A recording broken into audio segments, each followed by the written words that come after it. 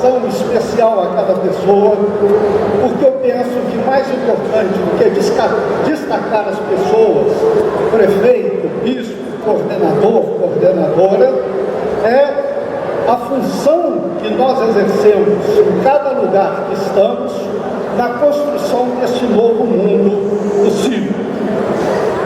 Nós estamos vivendo hoje um momento de crise, uma crise mundial, uma crise financeira. Agora quem está na berlinda agora é a Grécia, que já deu um calote de 100 bilhões e ninguém sabe se vai conseguir pagar a dívida. Crise financeira que já vem desde 2008, que agora retoma. Crise climática, crise ecológica, crise política, porque não temos mecanismos de governança. Nesse momento de crise, o que está acontecendo? É que nós estamos vendo o seguinte: não dá para continuar com o mesmo sistema de pensamento que nós tínhamos antes dessa crise. Nós temos que buscar outra maneira de pensar. E quem vai nos ensinar essa outra maneira de pensar são os nossos povos andinos, Quechua e Aimara, e também os nossos povos da parte mais do lado de cá, do lado leste dos Andes, que são os povos Guarani, com a sua ideia da terra sem mares. Eles nos trazem a novidade do bem viver. É uma utopia que tem a função de fazer avançar a nossa caminhada e abrir novos horizontes para a ética, para a economia, para a política e para a espiritualidade. Então, eu agora quero falar um pouquinho do que é esse bem viver. O bem viver é uma ideia que vem da mobilização dos povos indígenas contra o neoliberalismo, principalmente na Bolívia e no Equador. E foi tão bem sucedida essa mobilização que eles disseram: chega de colonização, chega de ficar pensando igual os brancos espanhóis nos ensinaram. Vamos pensar com a nossa sabedoria tradicional. Vamos pensar como os nossos pais nos ensinaram. E assim eles foram redescobrir esse bem viver. Foi tão importante que isso já entrou na Constituição da Bolívia e na Constituição do Equador. A ideia está se espalhando pelo mundo, de tal maneira que a própria agenda latino-americana, não sei se vocês conhecem essa agenda, que é organizada por Dom Pedro Casaldáliga e pelo Viril, mas é uma agenda que vai da América Latina para o mundo, tem o tema do bem viver. Agenda de 2012, faço a propaganda porque já está à venda desde agora e recomendo porque está muito boa. Então,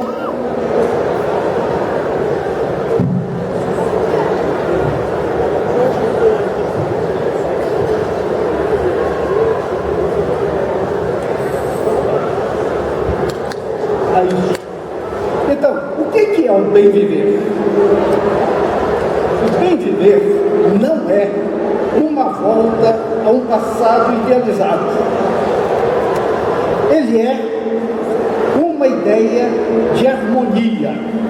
Ele vem principalmente dessa linguagem desses dois povos, Quechua e Aimara. Vida em harmonia consigo mesmo, com outras pessoas do mesmo grupo, com grupos diferentes, com a Mãe Terra, a Pachamama, seus filhos e filhas de outras espécies e com os espíritos. O que significa? Agora nós temos que abrir a nossa mente, abrir a nossa cabeça, porque é coisa muito nova que vem aí. Vamos lembrar então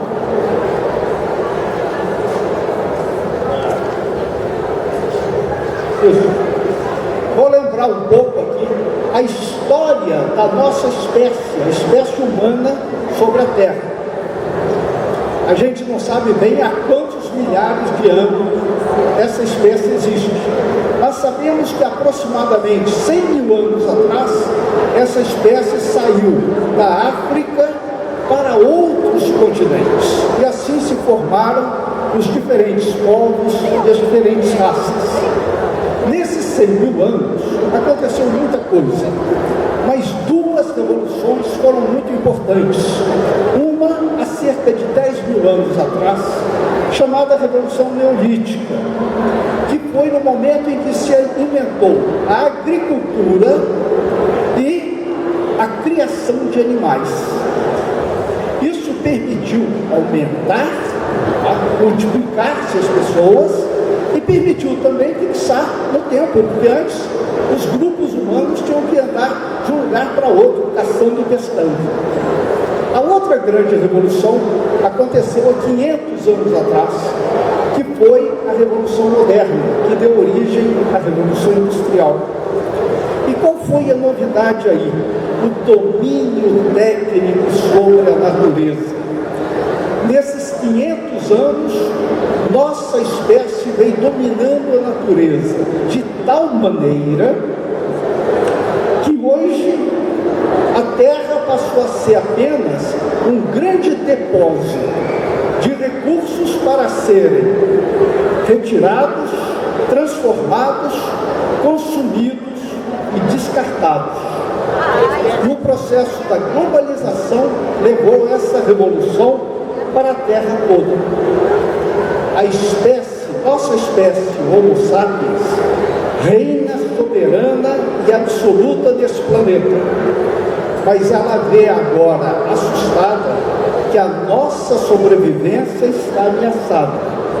O planeta Terra é pequeno demais para a nossa espécie. Isso é o que nós estamos descobrindo agora. O resultado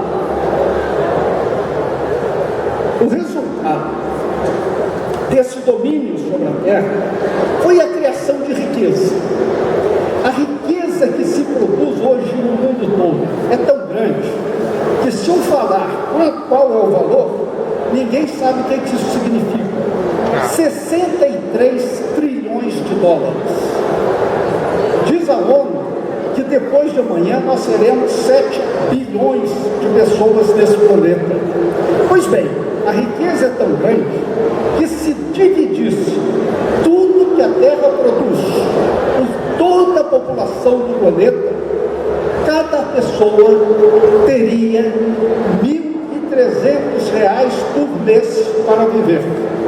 Uma família de 4 pessoas teria R$ 5.000 por mês para viver, se toda a riqueza da Terra fosse dividida.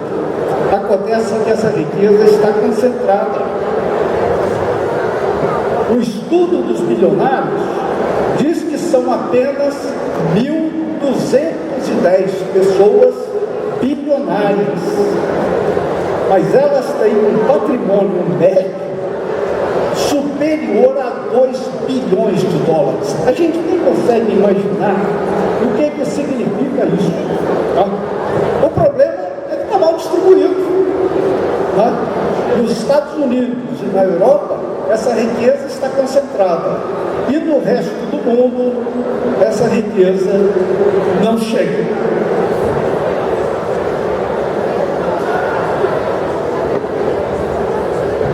O problema, então, é que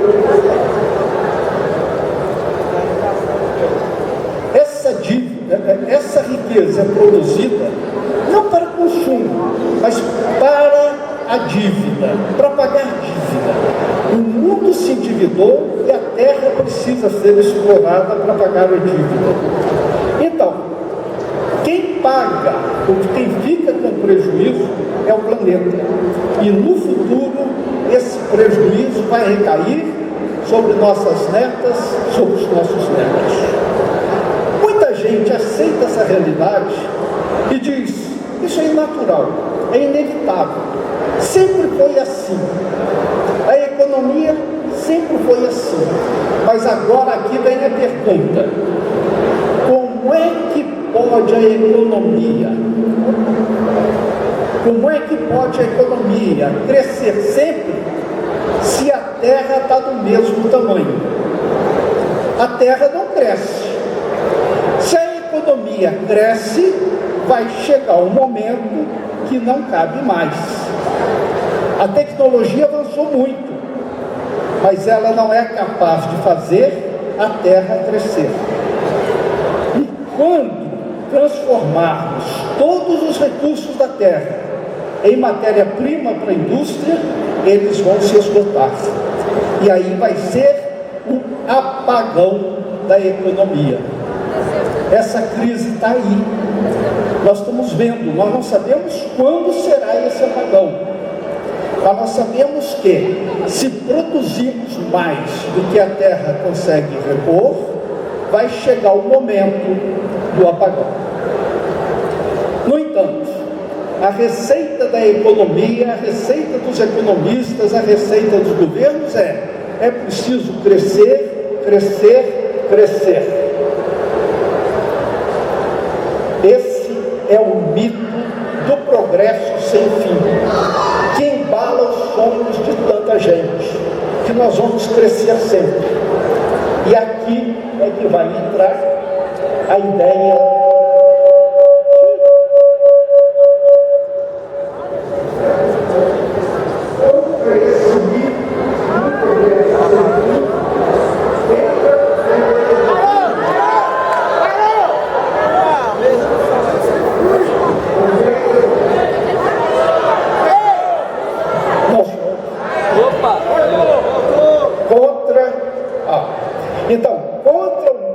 esse mito de um progresso sem fim, entra a utopia do bem viver. O que ela nos diz? Nada como especialista. Do lado assim. Então, o que o bem viver nos diz? Terra não é depósito de riqueza. Terra é nossa mãe. E o mais sério, ela não é rica. Nossa mãe não é rica. Nós somos uma espécie de filhos mimados, insensatos, que estamos tirando tudo que a nossa mãe tem. Ela não é rica, ela é generosa. Ela está nos dando tudo que tem, até o momento em que ela não tiver mais nada para dar. E aí, nós, crianças mimadas, nós, crianças insensatas, vamos ver que exploramos nossa mãe que já está doente. Isso nos dizem hoje os nossos companheiros indígenas. A terra está doente. Estamos nós aqui explorando, explorando, explorando.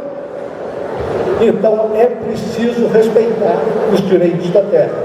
É por isso que eu sou contra qualquer hidrelétrica na Amazônia e principalmente em Belo Monte.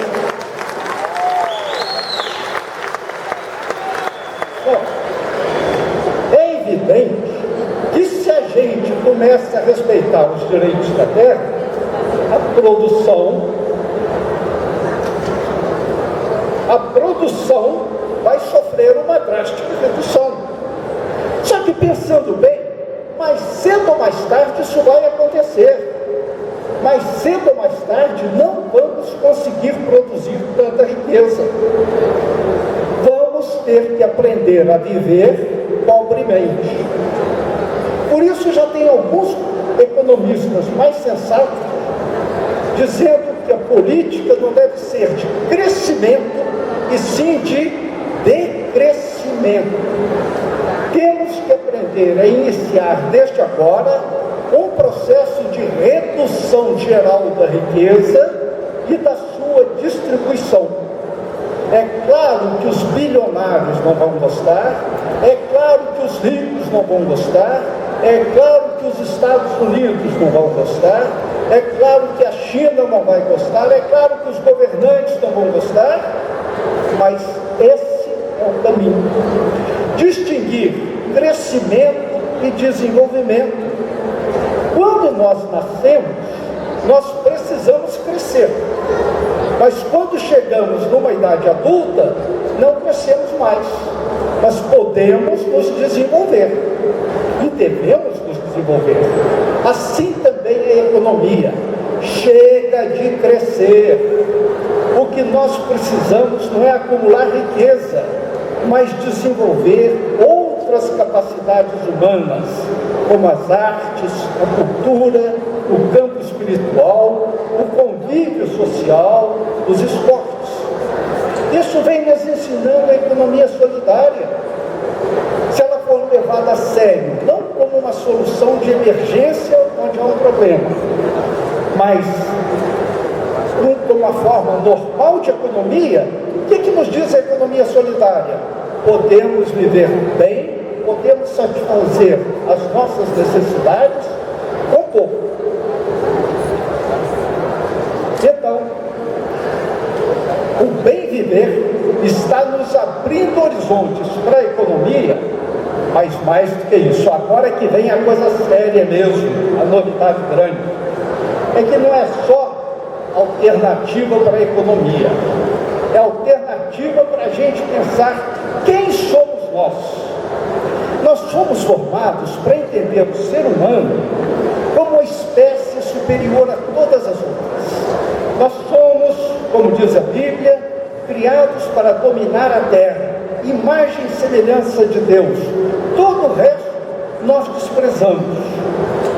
Isso que se chama antropocentrismo foi muito criticado pelo Leonardo Boff. Esse é um mestre na crítica do antropocentrismo. Ele diz, não é?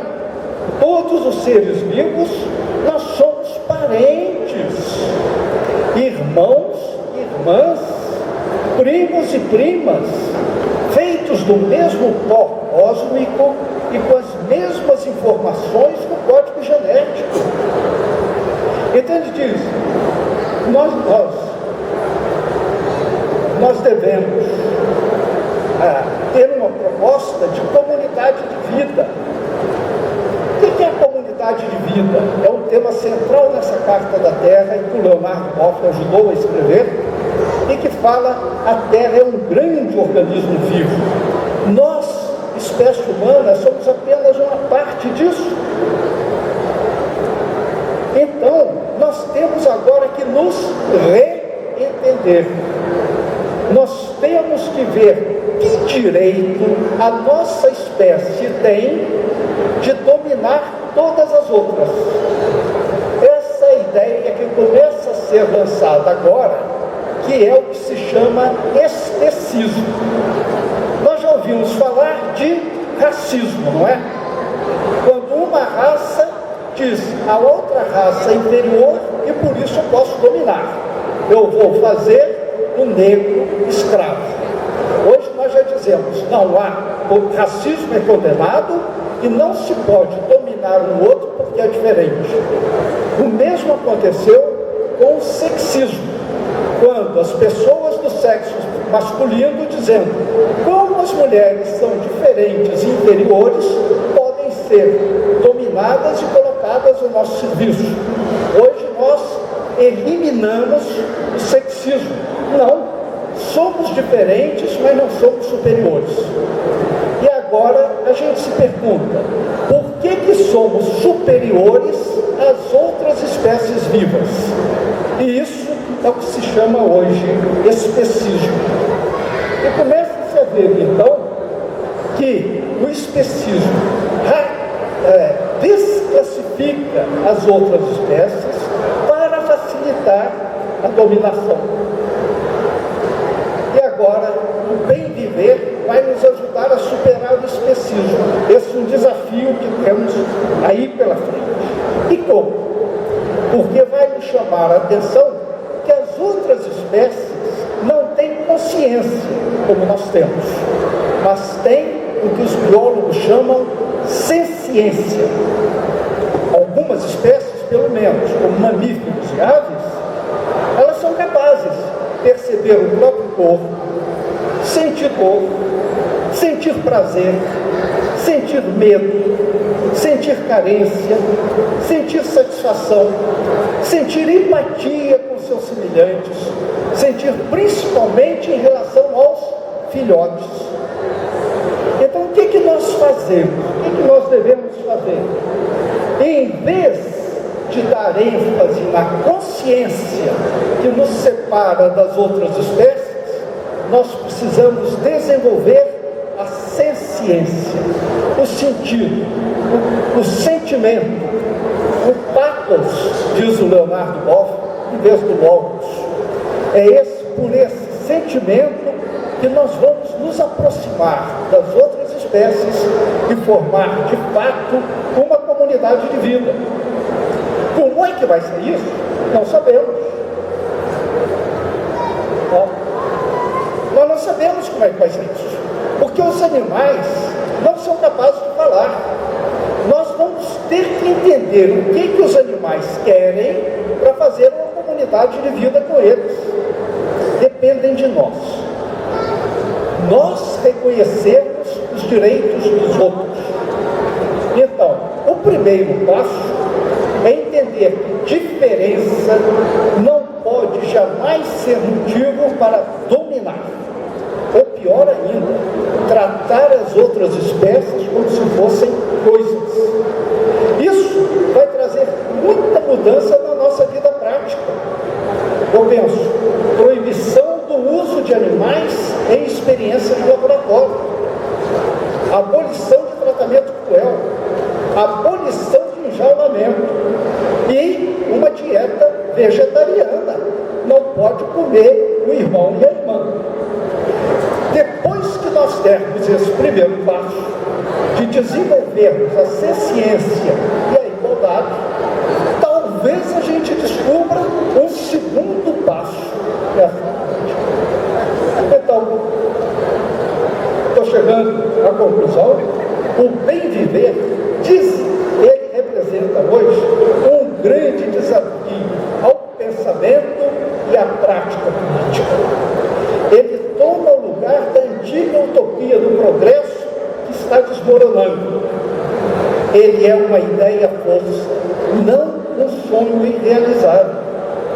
Para quem já não acredita mais nessa utopia do progresso sem fim, o bem viver desperta uma nova esperança e abre a cabeça para projetos inteiramente diferentes.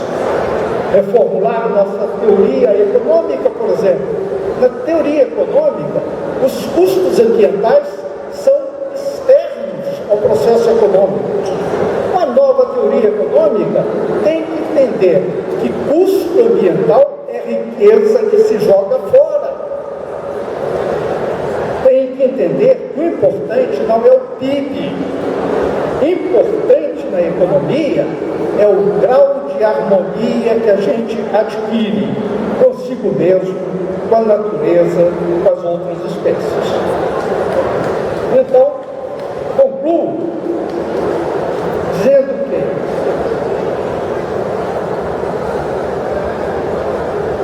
não somos a única espécie sujeita de direitos. Temos que pensar o direito dos animais e o direito da terra. Os direitos humanos, é claro, mas além dos direitos humanos, os direitos dos animais e os direitos da terra. Pensar uma ordem planetária onde se reconheçam os direitos da terra e da comunidade de vida. E termino dizendo, é claro que uma proposta dessa encontra e vai continuar encontrando muita resistência. Eu devo dizer que eu mesmo, no primeiro momento, quando ouvi falar de bem viver, foi dizer, bom, isso é um nome novo para uma antiga utopia. Foi preciso estudar para ver, não é um nome novo para uma utopia antiga, é uma coisa nova. Nós vamos ter que estudar isso. Felizmente, hoje nós temos escolas de fé e política. Lembra o CEFEP, Centro de Fé e Política, Dom Helder, fazendo esses estudos de política. Por quê? O sistema produtivista e consumista, ele é teimoso e ele é forte. Ele não vai se dobrar. Ele vai continuar produzindo e consumindo até que sobrevenha propaganda. E até lá, podemos prever vão aumentar as guerras, os conflitos pelo controle do petróleo, da água, da terra e dos minerais. Ainda que políticas do empoderamento dos setores mais vulneráveis possam reduzir o nosso sofrimento, não vai ter como evitar essa crise. Mas, nesse momento, a utopia do bem viver vai mostrar o seu valor. E por isso é o nosso desafio, desde hoje, alimentar essa utopia do bem viver por meio de novas práticas políticas, sociais, econômicas e espirituais. É isso. Obrigado.